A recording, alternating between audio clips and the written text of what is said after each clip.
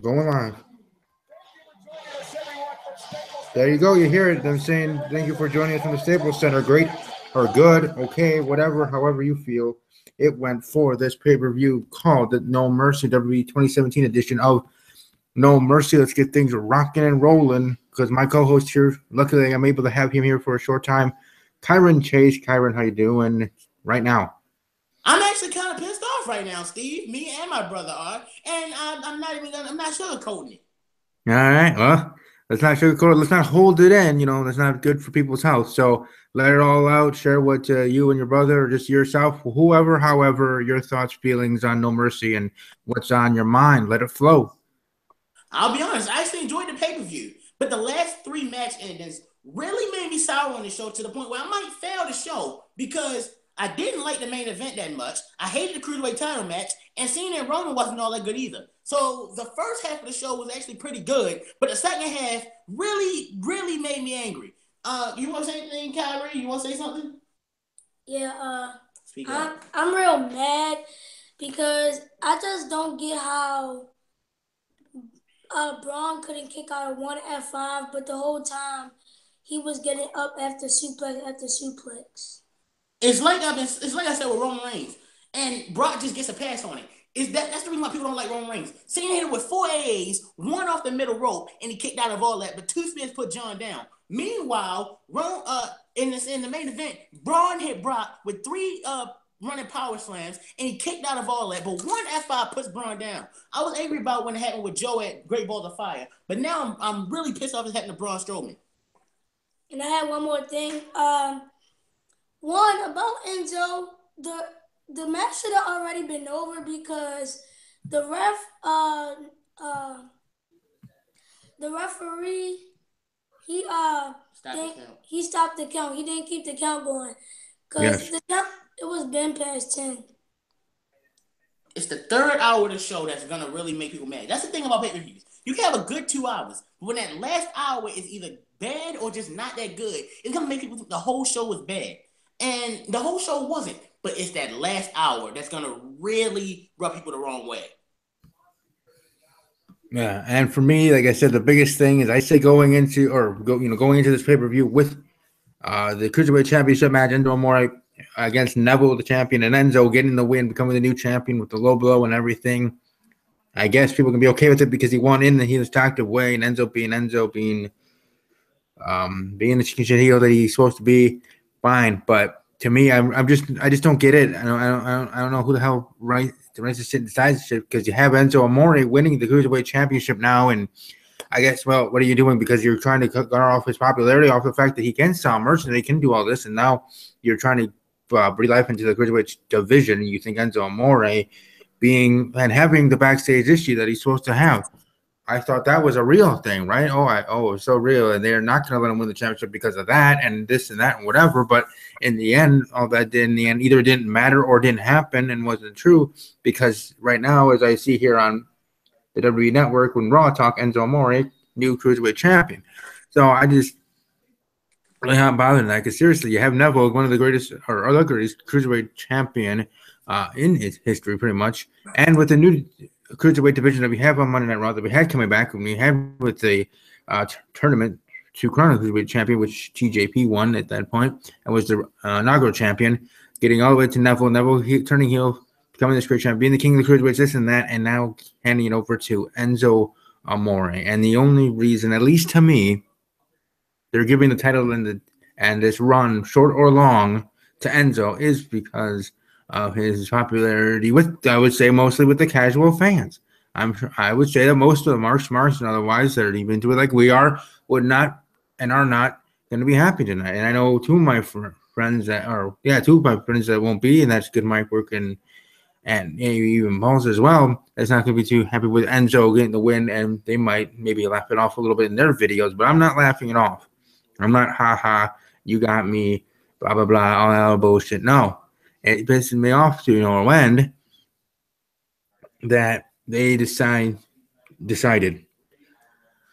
to have Enzo Amore win and become the new Cruiserweight champion. Again, I would have been fine with it if we were going to have the Miz and Miztourage intervene because then you have Enzo part of the Miztourage and you can go a million different ways, and already have in my mind, if that did happen, of where that could go moving forward for Enzo Amore himself and for Enzo Amore with being with the Miz Taraj and everything in there. And that economy that could have been, in a way, should have been. But that was not to be so. And Enzo Amore in the end does get the win, is the new Cruiserweight champion. And Neville was made to look like a piece of shit and just made to look stupid in that way, in the way that he won. Okay, at least to me. Obviously, it's all opinionated, and that's just my opinion, the way Steve K sees it, because I see Neville looking down. And even if you have Neville win back the championship in a month or win back the championship even tomorrow night, I don't give a shit if he wins back the championship tomorrow night. I really don't, because the fact that you have Enzo Amore winning the championship at all tonight at the pay-per-view, it ain't good. And again, I'm sorry that I have swore, but it's just got me that upset to that point, because like I said coming in, I would have words for Enzo if he did win any other way than I've been previously stating a million times. So since that way did not happen and other way happened, which meant any other way, but that did happen and that did not happen, then we have Enzo Amore winning and me going crazy. That's why when I replied to Kyron, I had that meme with Princess Celestia from MLP, Friendship is Magic, there, which is actually a great picture and meme there, right there in its own right. But seriously, it was like a what just happened? Serious, this is really going down. Enzo Amore really won this championship, and I should have known it. I should have known it when we went into the predictions. I should have just picked Enzo, and I still would have been pissed, but I could at least pick Enzo, got my prediction right, and then still be upset, but at least have a prediction right, yada yada, blah blah blah, and have that somewhat secondary satisfactory victory, even though in the end it still would be BS, because in the end it's the predictions over what your true feelings are with this finish of a match and everything like that. But it still would have been something. I just should have known that, and I should have known to do that. But in the end, I didn't, because I believe that WWE wasn't going to be that lazy and decide just to hand it over to Enzo Amore just because of that mere fact of him being selling merch. And as much of heat, I guess he seriously has and does have for legit reasons. You know, we talk about Sasha Banks, legit boss. Well, Enzo Amore is a legit jabroni, let's just say, to me.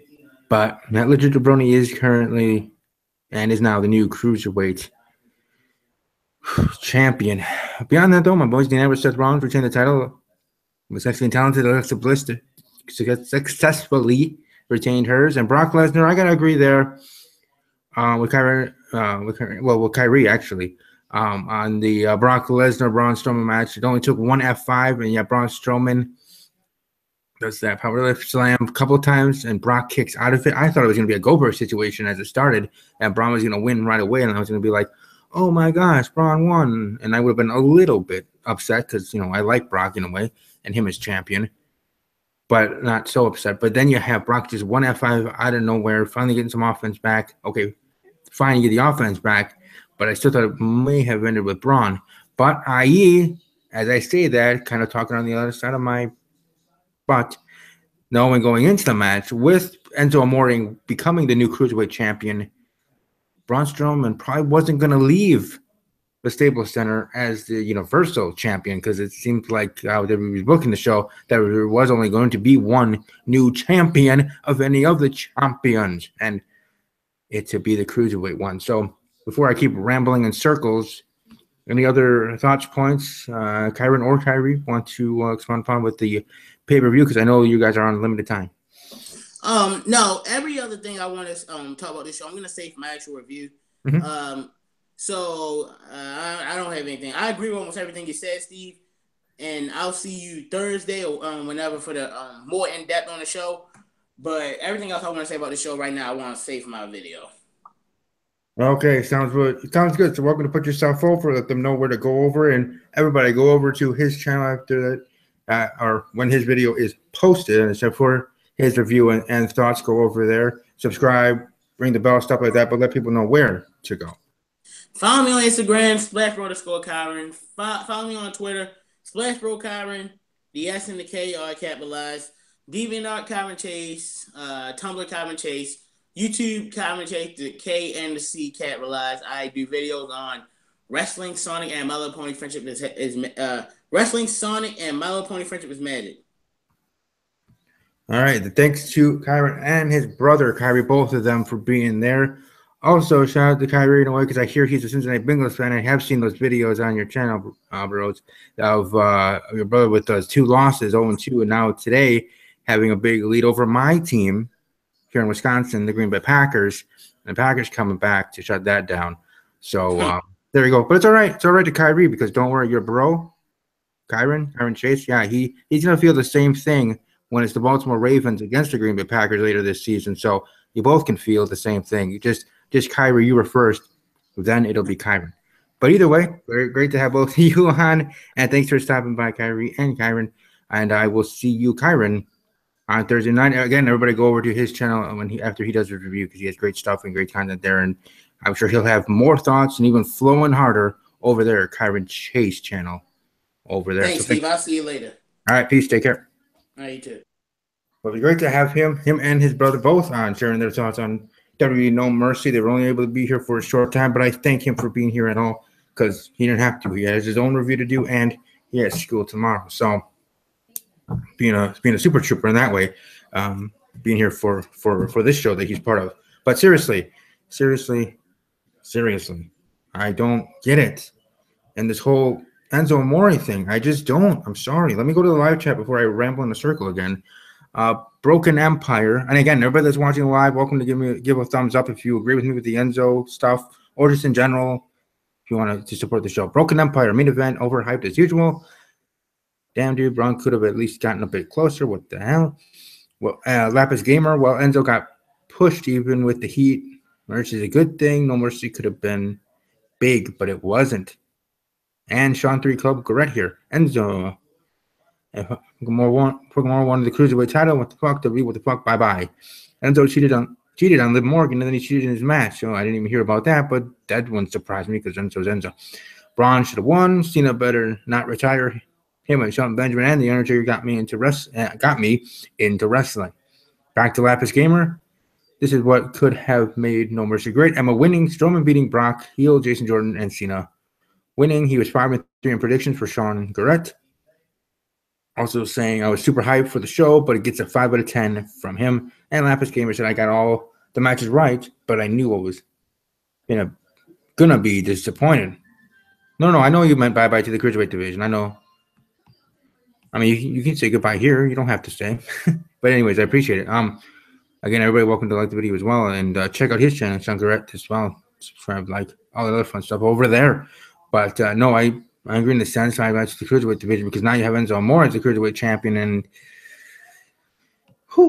just a little hot and bothered, as you could tell there in the beginning with my mini rant, or at least the rant how I do it. Trust me, I'm sure there are other YouTubers that you will be watching tonight that rant better than I do. But it's just how I show my emotion. I show it with the least amount of swearing, but still amplifying my voice in a sense and being that way. On Thursday, speaking of which, I will be going over BC Amplified booking. I don't really want to do that tonight because I'm not in the correct frame of mind to do that the right way because I do respect BC Amplified. He's a fellow Packers fan, but still see things differently. But let's go over how the matches went. Kickoff match, Alliance defeated Apollo Crews. The Miz defeated Jason Jordan in the Intercontinental Championship match. Pretty good match. I was thinking that was going to be the way. I was predicted that way. I wouldn't have been surprised if Jason won. But now with him losing, it kind of is going to be more intrigue and wonder on how this thing's going to go forward with him and Kurt Angle and that storyline. Father-son dynamic storyline there moving forward. Finn Balor versus Bray Wyatt. Finn Balor actually winning. I kind of would have liked Bray Wyatt getting the win, even though as much as everybody knows that's been watching this channel for a while, my thoughts on Bray Wyatt and how his promos really have gotten stale and boring. I just either mute my TV or turn it to, well, now would be Monday Night Football, but if it was, some of the off season, it'd be just something else. Put it on something else. And whatever. CFL, Disney Channel, watch a YouTube video for a short time. I don't know, just doing something else while Bray Wyatt's cutting a promo. But thank goodness his promos aren't too long. They're just getting old to me, just in my opinion. Dean Ambrose and Seth Rollins retaining their tag team titles to Cesaro and Sheamus. I was kind of worried, especially when they're doing the tag team stuff with Cesaro and Sheamus, tag team moves on Dean and Seth there. That actually was a pretty good spot, to be quite honest, with Sheamus, with Dean Ambrose, and then the power run from the top rope from Cesaro, Seth Rollins, onto Dean Ambrose. So that one going on. Right now, actually, John Cena is on Raw Talk, so I don't know if there actually is going to be a retirement announcement or what's going on there. But anyways, because we might have some breaking news here on the podcast here, or in this review show as I speak. But I do have it on mute, so I'm just trying to read lips as I'm continuing my review of the show. The Fatal 5-Way for the Raw Women's Championship. Alexa Bliss defeating Sasha Banks, Bayley, Nia Jax, and Emma. Happy that Bliss won. Didn't think Sasha Banks won. No chance in heck for Bayley. Nia Jax maybe, and Emma just eat the pin. But happy to see that Alexa Bliss is still a champion, but it looks like Asuka's coming for her, and Asuka might defeat her in short order and might win the title and go from there. Fine. I'd rather have Asuka take the belt off of Bliss than Sasha Banks taking off Bliss. That's why I put on Twitter. Again, you can follow me on Twitter at WWE_podcast. And on there, I did call her Sasha Dang Banks. No disrespect in that, because trust me, if I wanted to disrespect, I could have put a whole different verb or term in the middle there. But no, it's just go Bliss. Go Bliss and I don't care, one of the two winning the championship would have been fine. Either Alexa retaining or Nia Jax winning the dang thing. Enzo should lose this Monday in a rematch. Well, you got to go for school, okay? Thanks for stopping by again, and thanks for liking the video. I know with people that are school or work or other things that have going on with Monday coming up, that's fine. I appreciate you even taking time to come here with that fact being the fact. So thank you. Labs Gamer saying, I think they'll be creative, better fix Asuka before they break her. They have till TLC, and that's pretty long. Today, the AFC South started to get exposure. That's true, too. And I'll be talking about that on Wednesday on my NFL show, Talking Packers with Steve. You can follow me on Twitter over there at Talking_Packers. But back to WWE, back to WWE No Mercy. I have on Twitter my Twitter Insta poll. I do it for Raw and SmackDown, and now I'm starting to do it for pay-per-views. And here for No Mercy, so far if I can, if it'll work for me, there we go. What did you all think of No Mercy tonight? Here, retweet your sheriff here. 0% say great, 26% say good, 48% say okay, and 26% say terrible. Again, I'll go over that. 0% say great, 26% say good, 48% say okay, and 26% say terrible. I have 23 votes and 23 hours left, so that's kind of cool. I like how that kind of works out sometimes. 23 votes, 23 hours left. Of course, it'll be here all the way till tomorrow. And thanks for the 2 retweets and 2 likes on that tweet in itself. Specifically, the 2 retweets for others to be able to vote that are following you, and get your response there. I will do a final update on that before I go off air here tonight. But moving right along.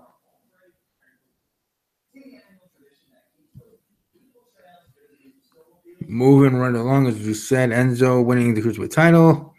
And Brock Lesnar retaining the Universal Championship.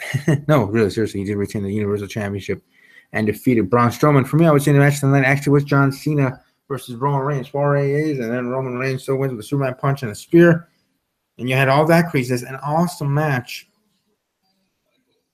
And yet, in the main event, we have 1 F5 after Braun did 3. Braun was there and got the win. That was certainly interesting in its own right.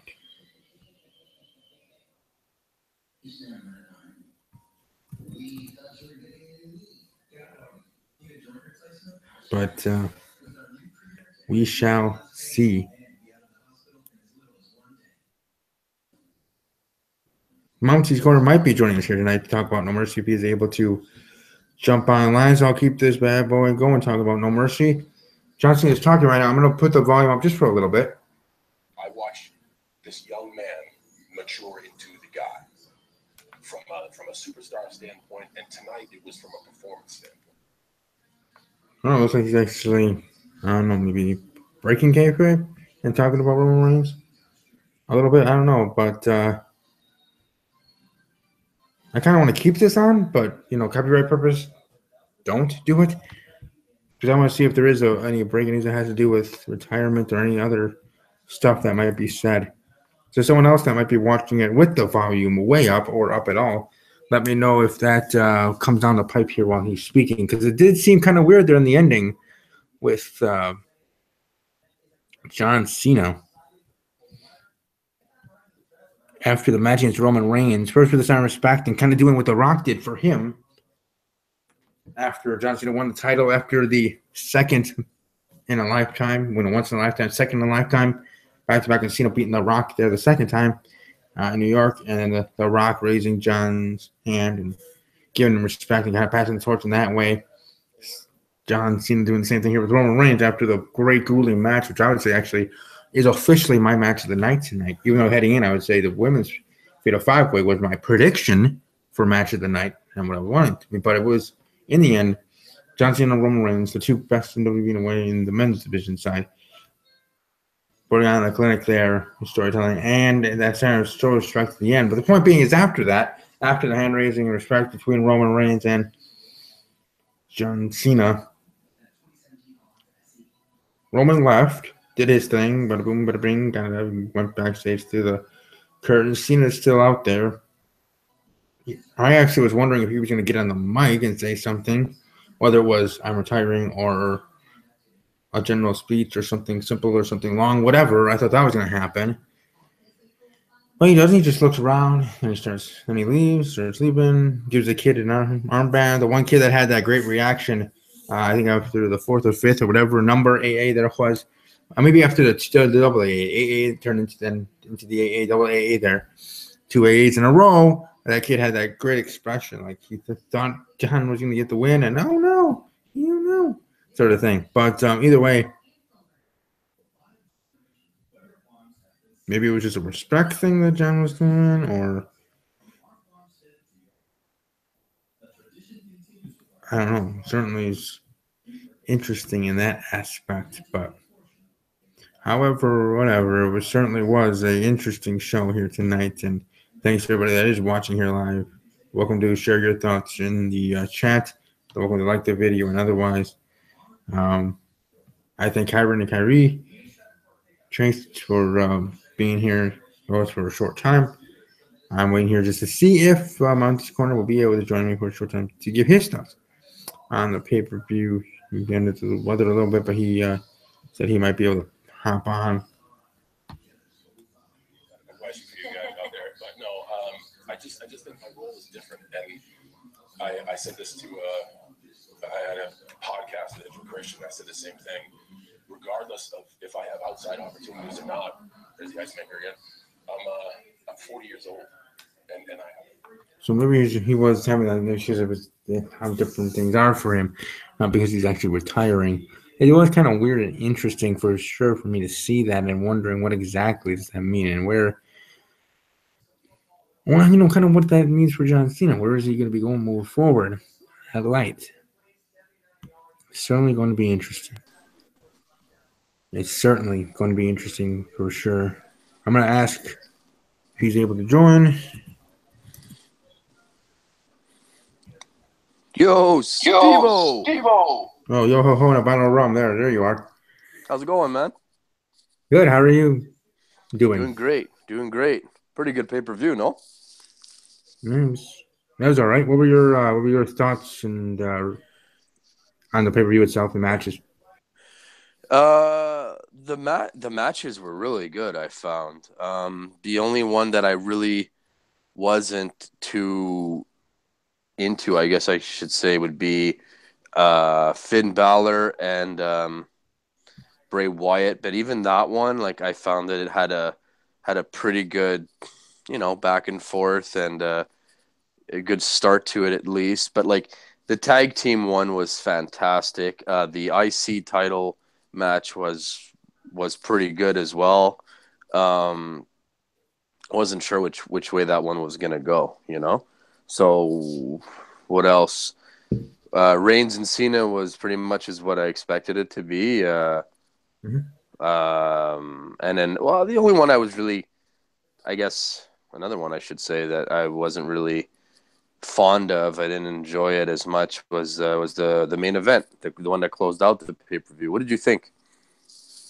Yeah, I was kind of surprised by that, having Brock Lesnar win with just one F5, and especially the attack and how dominant Braun Strowman was for most entire of the match. Now, Yeah. booking, you would think, or as the match was going on, that you would think maybe Lesnar will be winning this because of how dominant Braun was, but just in the manner that Brock did with just one F5 and not needing any more than that, I think to me was a surprising fact. Not the fact that it came out of nowhere in its own right, because as Braun was beating him up and dominating in the beginning, I kind of thought in the back of my head at least that maybe Brock in the end will retain the title because he already had a title change, being the Cruiserweight title. So I didn't think we are going to be having any more title changes. So I'm surprised that way, just in how quick it was, one F5 and that like that. So kind of disappointed in the main event. I kind of thought it was going to be going longer, but it was what it was. So pace for Braun Strowman, still showing that dominance in the beginning, and then Brock just coming back. So I know too ill will for it. Yeah, I agree with you, man. And I said the same thing. Like I saw that, okay, the Cruiserweight was the second last match, and the fact that there was a title change, I'm like, I'd be really shocked to see them end the pay-per-view on another title change. So I'm glad you brought that up because I thought of the same thing. And exact same reaction, I would have to say, from myself, where like I thought it's hard for me to say that, they made Strowman look weak in it, but at the same time, it was like, well, I guess I expected more than one F5 to close out the monster among men, whereas, Lesnar took 3 of his finishing moves and kicked out of every single one of them. I thought that was pretty crazy, and I know Strowman took some punishment to his arm, and he took a good amount of suplexes too, considering, like, I think he took 4 or 5 in a row at one point. And I know that does, take its toll in a match, and that's probably the angle they were going with. But he just looked really beaten down. I didn't think that it was going to be a clean victory. I almost felt like perhaps WWE could have benefited a little bit more with like Strowman maybe losing by some sort of interference or something cheap like that, just to keep Lesnar. But it's hard to say because you don't want to have Lesnar look weak and cheap like a stupid, little weasel heel. You don't want to give him that persona either. So it's like, I don't know what kind of options they had with this one. I guess they felt like they went the best way. It's just, I'm just curious, and I don't know. I just hope it doesn't affect Strowman's momentum. I feel like that really just slowed it down in a weird way. What do you think?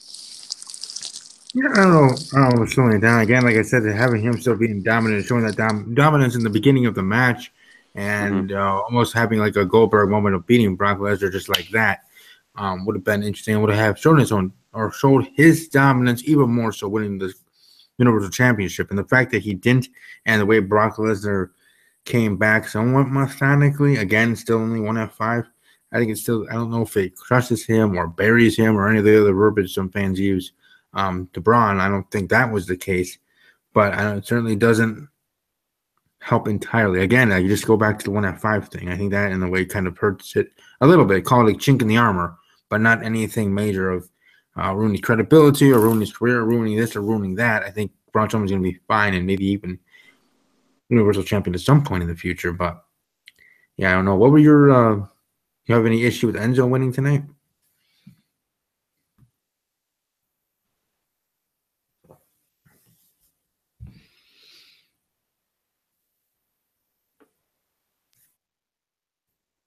Angie?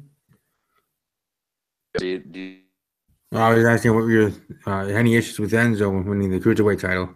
Yeah. So I don't know if you checked out the Heel by Nature podcast, but I actually called Enzo winning in that one. So I was feeling like it was I was surprised when I did the reaction video and WWE actually went through with it, you know. Mhm. So I was legitimately surprised because that was just an idea that I had that, you know, I'm like, well, they could have Neville win.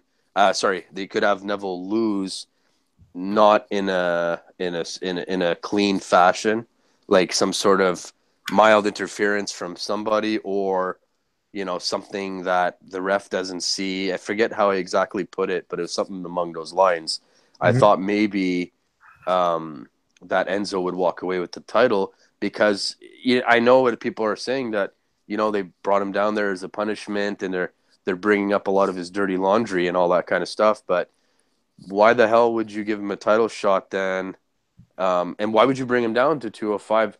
The guy's still over. Like, I think they brought him down there because obviously he didn't really have much to do in the main roster, but I think they also brought him down there to see if he can improve the Cruiserweight 205 ratings. That was my thinking. So that's why I said they're probably going to go, or they maybe should consider going with Enzo for the title. And sure enough, they did that. I don't have a problem with it. I think the way he won just shows that he's just not the best, obviously, in ring.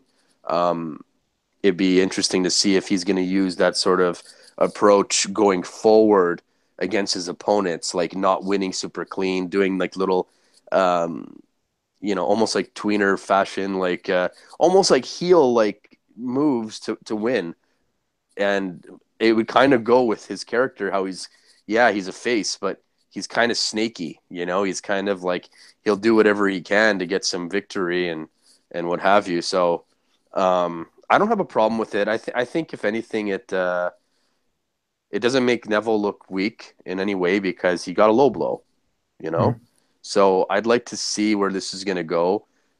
And hopefully it opens up some interesting possibilities for 205 Live, especially with maybe Jack Gallagher being, going in the heel direction. I think maybe they could be using Enzo to sort of open the door for another heel champion down the road. So, Yeah. yeah.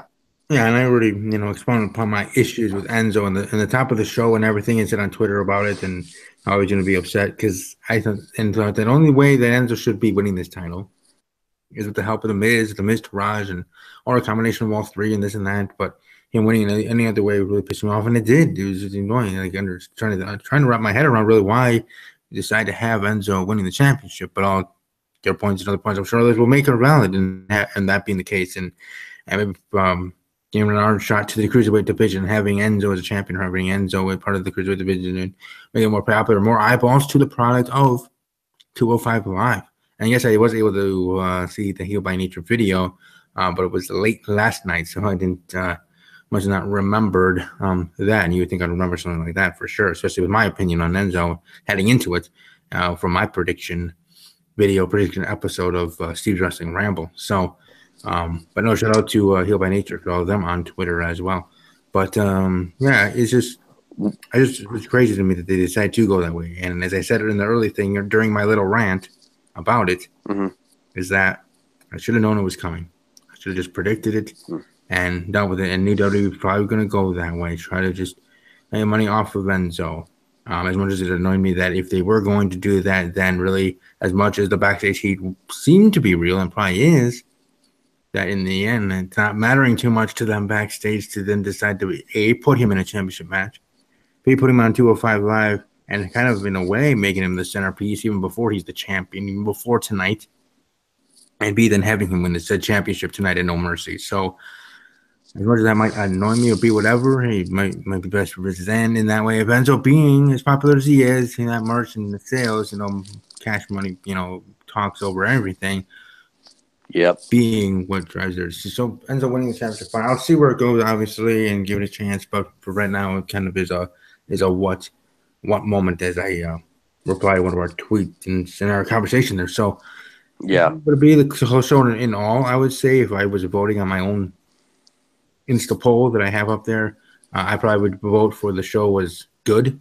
It wasn't great, and it wasn't okay, and it wasn't terrible. I think it was just good. Most of the matches, like I said, even heading into it from top to finish, bottom to finish, we're going to be good. And however, even if things might not go my way, at least in the finish, and who wins, as long as the matches perform to where I believe them to, then everything can be just fine in my eyes. In seeing how in my review here of No Mercy, that as long as the matches and long stories, that's why I said John Cena Roman Reigns best match of the night for sure. So yeah, that's pretty much everything over here. You think Reigns and Cena was better than tag team match? Because I found the tag team match to be especially good. Oh yeah, the tag team match was good. And I enjoyed it, and especially that one spot with the tag teams with Sheamus, and then with Cesaro powerbombing sat down to Dean. Oh man! Spot. But yeah, that was a great match too. But I just think the Roman Reigns and John Cena, for what it was built up to be, it was supposed to be, and everything, and how that match ebbed and flowed in spots, especially outside of the ring, went. That's why, to me, it kind of squeaked past and got, at least for me, got match of the night. Yeah, I mean, I could see where you're coming from. Reigns and Cena definitely did a good job telling a story in the ring where, you weren't really sure which way it was going to go. And that was the exciting part about it, For me, it was watching those two go back and forth and a bunch of finishers. Like, we knew what we were getting ourselves into. We knew it wasn't going to be like one AA is going to put out Reigns or one spear is going to put out Cena. Like, we knew, and this happens more and more as you continue to watch wrestling, but especially with these two juggernauts, these literally superstars, like top of the top, going against each other, you just knew that something was going to happen, like sort of like, when Hulk Hogan and Ultimate Warriors finally squared off and Warrior kicked out of the leg drop, and that was like something that wasn't done before. Now I know it's a little bit different because that was more like one finisher that the person kicked out of, but like, where I'm trying to get at with this. It's like you're sort of seeing things you haven't really seen before. Like when Cena gave 2 attitude adjustments to Reigns in a row, I was like, okay, that might be it. And no, it wasn't. Like, Reigns kicked out. And I think, correct me if I'm wrong, Steve, but I think also Reigns kicked out of the super attitude adjustment from the top rope. Did he? Or did I'm trying to remember now. He did, right? Mm-hmm. So like he took a lot of punishment, and I wasn't even sure if the match was going to end the way it did. Okay, a Superman punch and a spear. I was like, well, if you're doing the math and the back and forth, technically speaking, Cena probably should have kicked out of that, and then maybe been a little groggy and took one more spear, and then that would be it. Mm-hmm. But they decided to go that way.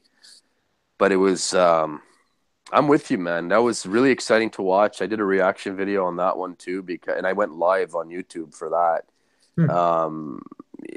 Because I just knew that whatever was going to happen was going to be special, and I wanted to get that on camera for myself and for the viewing audience.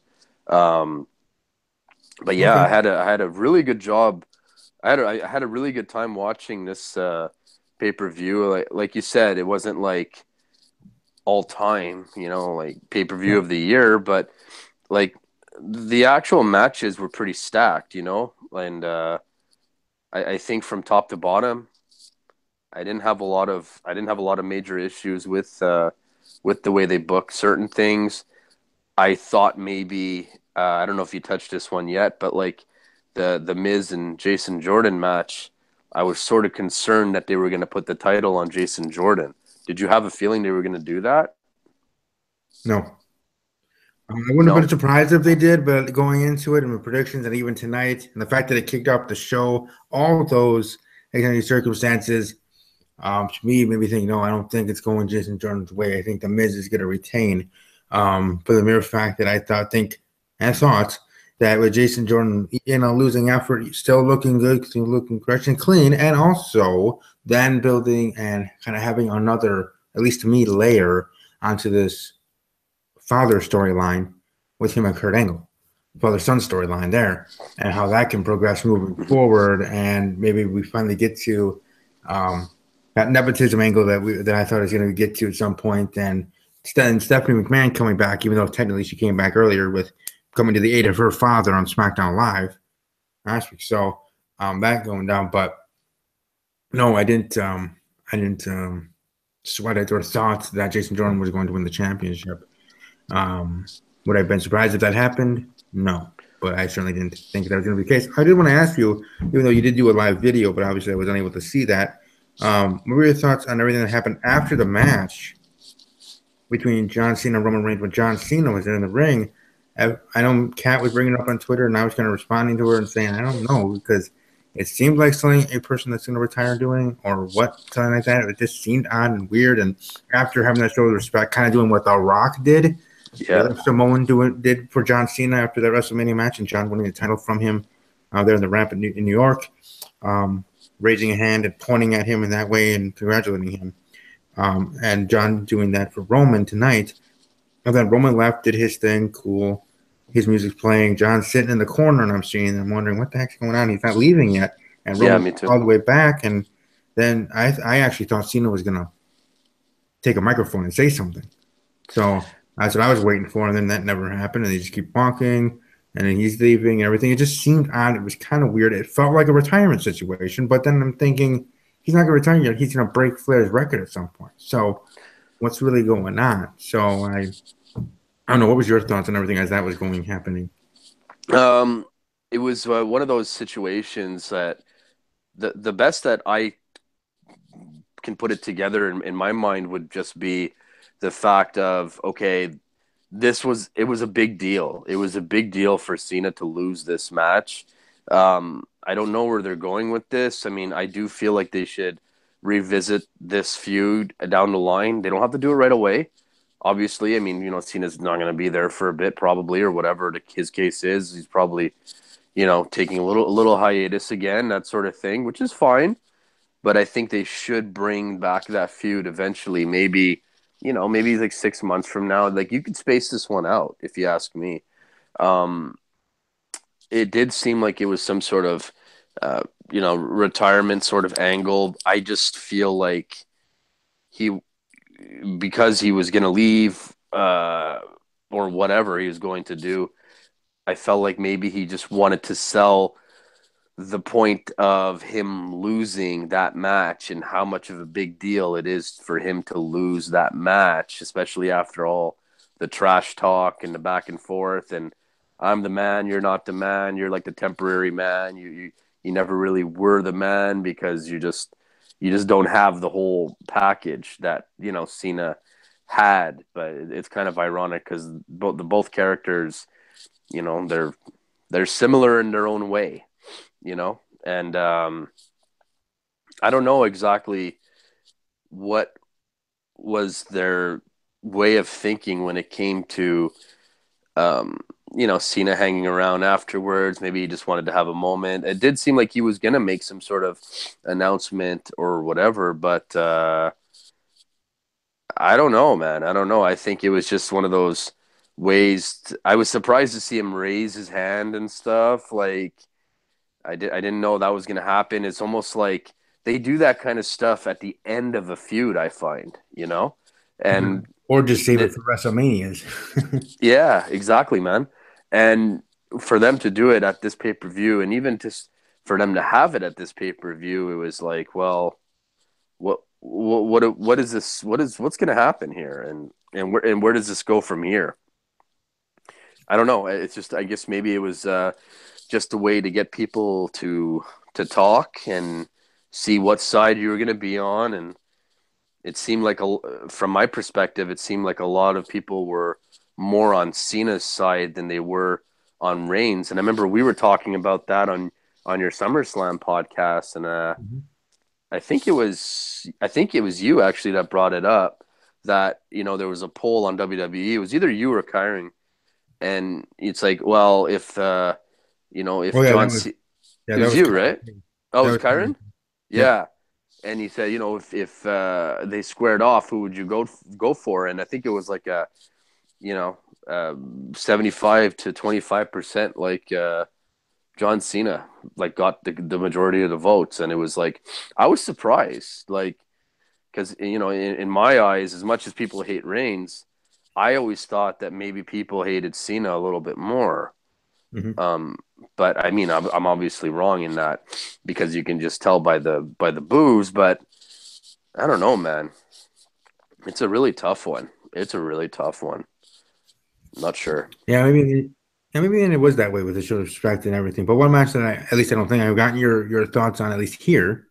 Got your thoughts on the Fatal Five Way for the Raw Hmm. Women's Championship and how everything went down. I was already shared mine. What were your thoughts and feelings on how you think the match went, and with Alexa Bliss retaining her Blisstastic champion? Well, yeah, good one. Well, if I could, before I get into that, you said something before about the Jason Jordan and Miz, how that's going to continue the storyline with the father angle and everything like that. So, and there was something that I wanted to see what you thought of because I was watching it, and when Jason Jordan was being interviewed in the ring, or not even, he mentioned Kurt Angle, right? And then Hmm. I wasn't sure for a second, but I thought maybe Kurt Angle was going to come out because he was there because he was on a kickoff show and whatever.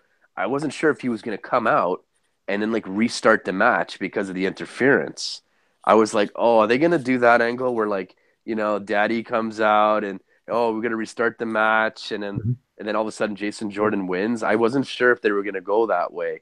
Another thing I thought about while watching this match is since you know how the fans like they all say like you suck when Kurt Angle comes out, wouldn't it be Hmm. interesting to see the fans actually do that, find a way to say something in Jason Jordan's theme. I think that would be excellent considering it's his son, and Hmm. like if they came up with some sort of saying or whatever when his theme is playing, I think that would be friggin' awesome. So I just wanted to mention those 2 points because I didn't get a chance to before. But as far as the Fatal Five Way, it was well done. Nia Jax looked to be a star tonight. I don't know if it was just me. Um, I was really pulling for her in this one, as I also mentioned in our SummerSlam prediction video, where I still think it's going to be a face Nia Jax that takes down Alexa Bliss. Like, and she won't be like a cookie cutter face wrestler like Bailey, but she will get that respect from the crowd, um, and be that like plus size model that WWE can stand behind as champion. I really do feel like that could help, and from a business perspective probably be something they can sink their teeth into. um, but yeah, I thought the match was great. It was nice to see Emma get some limelight to get into that pay-per-view scene. It was still a title shot no matter how you look at it for Emma, so Hmm. that was cool. I think she did a pretty good job. Sasha Banks I found was pretty quiet. I don't really care. Bailey didn't do too much either. I found the main focus was behind it. I thought those three, Alexa Bliss, you doing what she does best. You know, the Hmm. goddess just getting it done. I'm okay with that. I like the outcome. I wanted to see two outcomes. I wanted to see Nia Jax win the title, or I wanted to see Alexa retain. I didn't think Emma winning was really in the cards. I just there's, in my opinion, that there was no way that was going to happen yet. Hmm. Do I think it could happen down the line? Yes, but do I think maybe she's more suited to maybe win the SmackDown title if they do another shakeup, have her go to SmackDown and see how that goes. Maybe, I don't know, but she's still getting her feet wet in Raw, so maybe you want to stick her out there for a little bit, right? I enjoyed it though for what it was. Some good spots. Nia Jax taking that double power bomb off of the apron was a nice touch. There was some really really good spots. Fucking ring posts there, man. That thing had so much offense. It had the most offense of No Mercy. Took out Cesaro's teeth, knocks out Nia Jax's shoulder and all kinds of other things. I was like, man, those ring posts were busy tonight, my friend. Yes, that's for sure. I was also want to bring up with Paige. Paige might be or to be coming back in WWE at Performance Center, not being tweeted out. WWE bringing it up in a video on YouTube. Kath Kelly, rumors saying that we should might be going to SmackDown Live and this and that. When do you think we see Paige in the main roster, whether it is SmackDown Live or Monday Night Raw? Man, that's a good one. Second, I thought maybe she was gonna appearance tonight during the whole thing, but there was already so much stuff that was going on in the Fatal Five Way that it just probably would have been a little like overkill, you know? So I don't know. I feel like she's probably gonna make some sort of appearance, perhaps at a Raw, something to that degree, or maybe possibly like the next pay-per-view. I mean, we don't really know where she's gonna go. Is she go to SmackDown or is she gonna go to Raw? Did you hear anything about that? From what I've been hearing, the rumors are saying that she's going to be going over to SmackDown Live since Asuka, that they have already been promoted to be coming to Monday Night Raw. They'll have Paige go over to SmackDown Live. But then again, I've been hearing also conflicted reports saying, oh, she'll be on Monday Night Raw because she is going to have her first feud with Emma, especially with Emma. And I even noticed in her entrance video, I don't know if this was added tonight and was new or has been new for a little bit, and I just didn't notice it. Maybe it debuted at a house show. I don't know. But her new entrance music at the beginning, that changed up a little bit with her new quote about her starting the women's evolution thing, and that people are assuming and going off rumors that Paige will be coming to Raw to face Emma to do that, saying she's the one that started and this and that, and having that as a storyline for those two. But I'm kind of going with the other rumor that he'll go to SmackDown Live, because I think that'd be best. We're gonna have Asuka over on Raw. Why have Paige there anyways in a crowded Raw women's division, and let her shine as much as you can shine over there on SmackDown Live? Yes, I agree. Have haters over there like Charlotte Flair, Carmella, and others, but things are gonna be interesting. Anyways, moving on to Survivor Series, and we still might have the 4 Horsewomen match of WWE versus MMA, and that own storyline for those. So that'll be a title for your women in WWE period, let alone in your own brands. And what are you gonna do otherwise? And we can have left for your Raw versus SmackDown Survivor Series teams.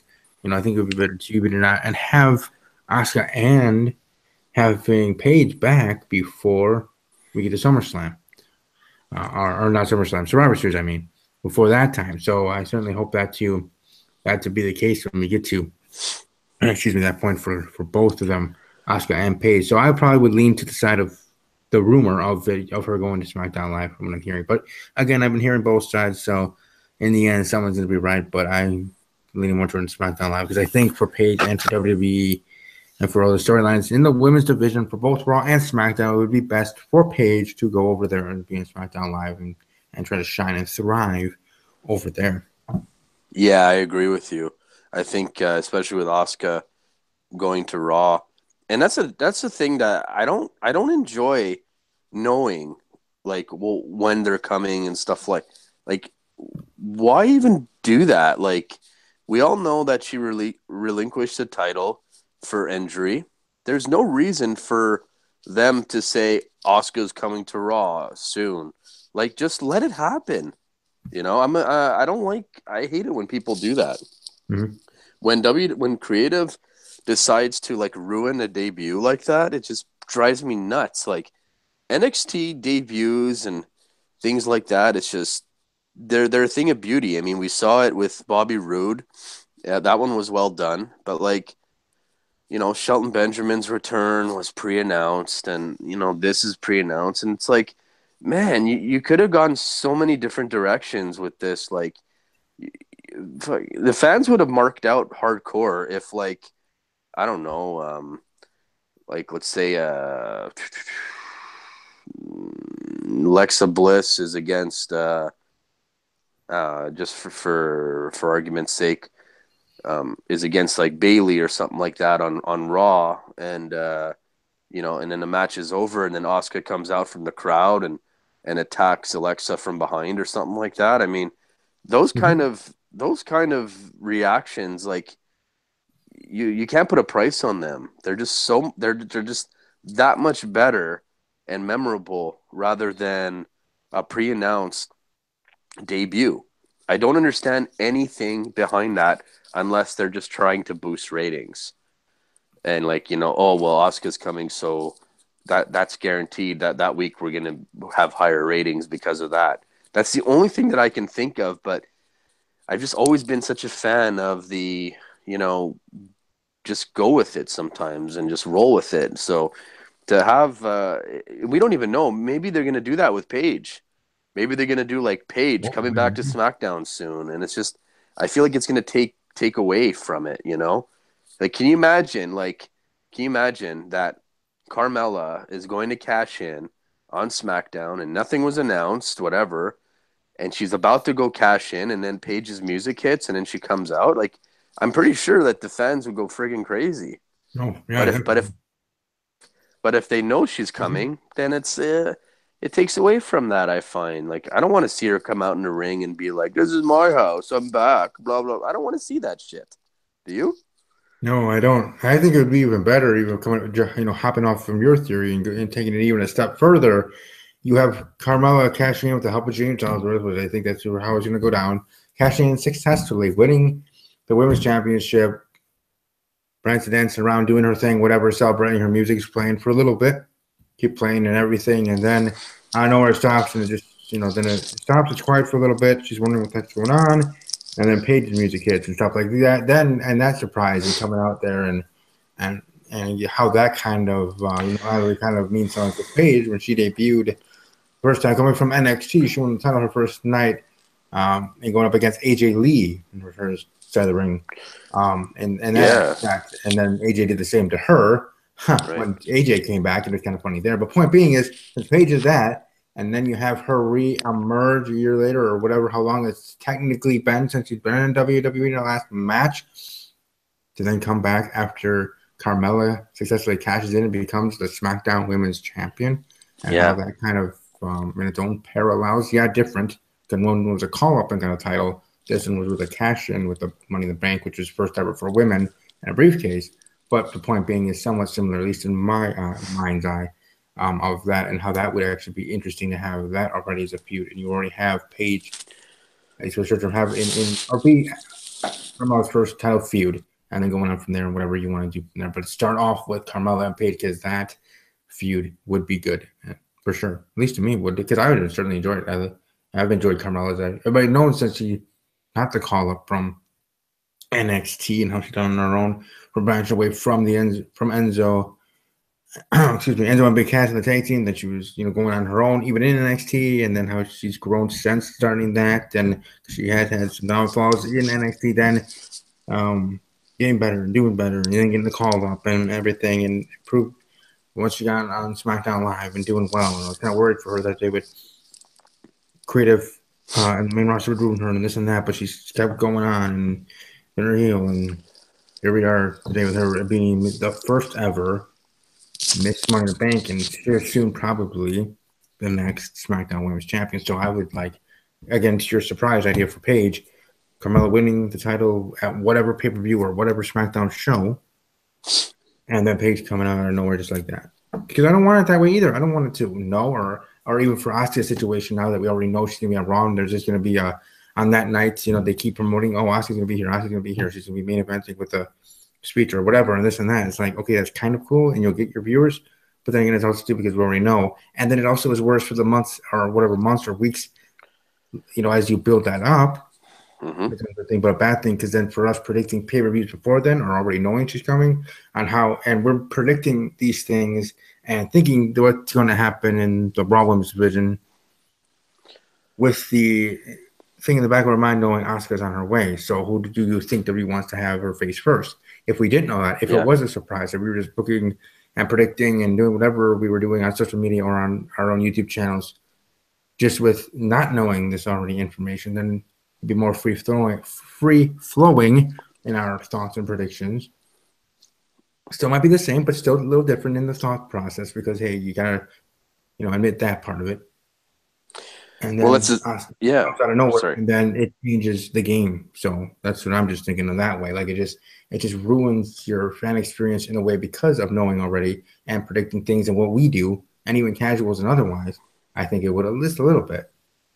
But in that aspect, being a surprise, us being able to head into this No Mercy not already thinking, okay, do we want Alexa Bliss because we want Alexa Bliss to be the sacrificial lamb to Asuka and her to be the one, or do we want Nia Jax because of how they've been booking her in dominance and this one to face Asuka and this and that? It should be an unknown of Asuka coming up to the main roster, period. Yes. And which show Asuka is going to be on, period. Yes. Yeah, I agree, and I think you came up with some good points, especially with Paige and Carmella, and what a great feud that would be, and how they would do it too. Like that was a really good point you mentioned. Like when Carmella wins, but that's what I'm trying to say is like they have options that they can do this, all options that lead towards surprise factor, shock value.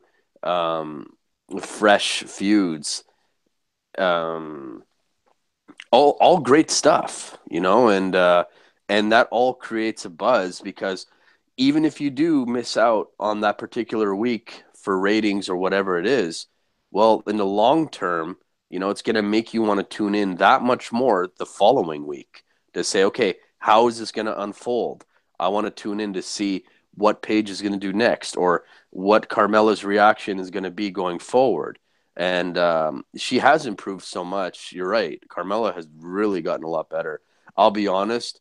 I wasn't a massive fan of hers at first, but she really, really grew on me right before Money in the Bank. And that's why I picked her to be that sleeper pick and to win, because I'm like, well, it kind of makes sense to give it to her, and it would be some really, really good TV if they're going to do it the right way. Hopefully SmackDown will do this the right way. And I don't know if she has any say in any of it or what the case is, but hopefully they can be on the same page and really make this return, memorable, because I'm just so tired of seeing it. I mean, it started like a long time ago with like Batista returning, and I was like, why would you do that, man? It's just, and it goes back to the old saying with the Royal Rumble. Like sometimes, maybe you have somebody come back at the Royal Rumble and you go on that. And there's nothing more cool in wrestling rather than a surprise return at the Royal Rumble, in my opinion. No, I agree. Nothing better than that, because that's the place to have the most returns. Now, obviously, you can't have them all at Royal Rumble because you have 12,000 other pay-per-views to do surprises. But that one is the best. No, I agree there. To have it there, because that's the easiest one almost in a booking sense, to have it in a Royal Rumble. Someone like the surprise that was a surprise with AJ Styles at the Royal Rumble was a true surprise. WWE actually did a good job of hiding him away. And everything. They even showed that part of his or whatever video thing that they did of him hiding in the bus or this and that, and being under the hoodie and stuff like that, because trying to hide and get into position, get into gorilla position in there and stuff like that. So that was pretty cool. I just want to say here, Kyron Chase is back, at least watching live. Kyron Chase, who I did see actually did get the email, so he is now a moderator here for every video as my co-host. And everything else, a moderator. He has that little mechanism next to his name in the live chat now, and so should Mark Ramble here soon. But anyways, he's saying, I just finished recording my review. It'll be up soon. It's not that positive of a video. Oh. Because he had words. He was with me here in the beginning because him and his brother Kyrie were able to join me in the beginning for a short time before they went to do that. And he did. And he's saying he had an issue with the last hour with how the finishes were and kind of what we were talking about. Brock winning with just one F5. With Enzo Amore wins championship and other things. Again, he'll bring up on his own review. So everybody, Mountie, myself, I will be when it's posted. I get that notification because I do ring the bell. I ring a bell for most of the channels I subscribe to, including Mountie's Corner. So every time Mountie has a video posted or is live, I get an email. And I just noticed I got the email for the live video and other things. So I get emails for all the channels that I'm subscribed to, and it includes Karen Chase. When I get that later tonight or here in a few minutes, whenever that to be, I'll be going over there and hopefully Mountie and everybody else that does have the chance go over there tonight, tomorrow, whenever, late next week. It doesn't really matter. It'll still be there, and hear his thoughts. Again, like he said, it's not going to be a positive video because he had some strong thoughts that he didn't even share here because he wanted to save it for his own channel, which is understandable. But he did give us a great content over here for this channel, for this review. So again, go over there, Kyron Chase, KYRINCHAS. He just says it sounds, Kyron Chase there over that channel. So Monty, thanks for being here. You did stay here. I appreciate that. So straight through. Are there any other thoughts you wanted to share on the pay-per-view before you do though? Quickly here, I apologize. I'm gonna give the last results, at least for right now, as I leave the show with my Twitter poll. Again, follow me on Twitter at WB_podcast. The question being, as it always simply is, what is your thought on No Mercy or Power SmackDown? And here for No Mercy, 0% said great, 21% say good, 59% say okay, and 20% say terrible. So we have 29 votes right now and 22 hours left for voting. For all my Twitter polls, they're up for one full day, for 24 hours for sure. So, like I said, any last words? And if not, welcome to put yourself over. Let people know where to find you and your great content over there. Well, thanks again for having me, Steve. It's always a pleasure, and I'm glad we were able to link up as always. And we're gonna do this plenty of times down the road, my friends. So, always a pleasure to be on the show. Thanks again. I don't know. I'm just interested to see where a couple of these storylines are going to go. I'm interested to see what happens on out. I want to see, are we going to see Lesnar take a hiatus too for a little bit, or what's his story? Because, he was making a good amount of appearances on Raw to help build this feud.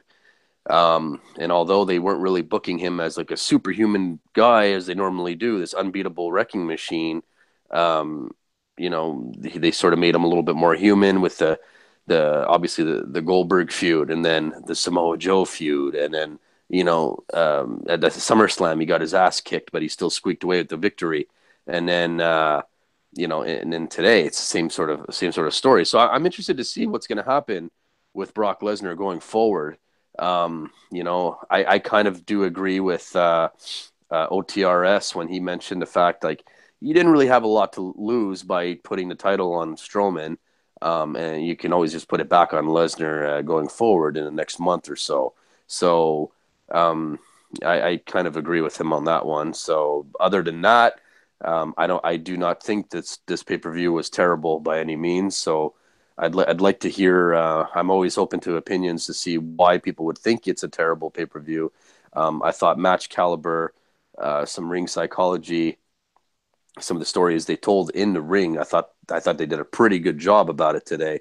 I want to see what happens with Bray Wyatt going forward. His character needs a complete overhaul at this point. He needs to like almost maybe even try to be a face wrestler at this point. Maybe like Bray against the Machine, like he doesn't like the corporate figures or something to that degree, because it just doesn't seem to be working anymore. I mean, he lost to the Demon Balor and then he lost to the regular Balor. And it's just like that just totally, I think this was the last straw for his character, and it has to change because he's not in the stable anymore and whatever. So overall, though, Mountie kind of liked the pay-per-view. And if you guys want to see some more of my stuff, please don't be shy to follow me on Twitter at Mountie's Corner.